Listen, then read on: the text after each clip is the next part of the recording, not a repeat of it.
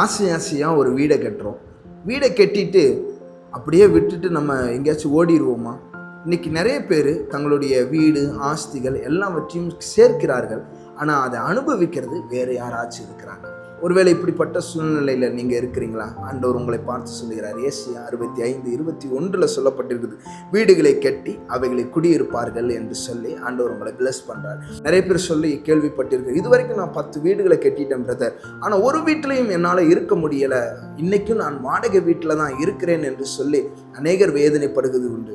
நிறைய பேர் சொல்கிறாங்க, பல ஆண்டுகளாக நான் இந்த ஊரில் தான் இருக்கிறேன், வேலை செய்கிறேன், சம்பாதிக்கிறேன், ஆனால் எனக்கு ஒரு சொந்தமாக ஒரு வீடு இல்லைன்னு சொல்லி இன்னைக்கு நிறைய பேர் வருத்தப்படுகிறது, வேதனைப்படுகிறது, கண்ணீர் வெடிக்கிறதையும் நம்மளால் பார்க்க முடியுது. வாடகை பிரதர், வீட்டு மெயின்டெனன்ஸ் பண்ணணும், அதை பண்ணணும், இது பண்ணணும்னு சொல்லிட்டு தங்களுடைய வாழ்நாள் எல்லாம் அதனுடைய பிரயாசங்கள் எல்லாம் வேறொருவர் அனுபவிக்கிறது போல இருக்கிறது. ஆண்டவர் இன்னைக்கு உங்களையும் என்னையும் பார்த்து சொல்கிறார், வீடுகளை கட்டி அதில் அவர்கள் குடியிருப்பார்கள் என்று சொல்லி ஆண்டவர் பிளஸ் பண்றார். இதுவரைக்கும் நீங்கள் அலைந்து கொண்டு திரிந்து அந்த வீட்டின் காரியத்தில் உங்களுக்கு ஒரு நன்மை இல்லாமல் இருக்கும் என்று சொன்னால், இயேசுவின் நாமத்தினால விசுவாசமாக நான் சொல்லுகிறேன், இந்த 2025 வருகிற நாட்களில் கர்த்தர் உங்களுக்கான சொந்த வீட்டை கட்டி அதில் நீங்கள் குடியிருக்கும்படி கர்த்தர் உங்களுக்கு பாக்கியத்தின் நன்மை உண்டு பண்ணுவார். கர்த்தர் உங்களை ஆசீர்வதிப்பார். கர்த்தர் உங்களுக்கான நிலையான வீட்டை உண்டு பண்ணுவார். ஆமென்.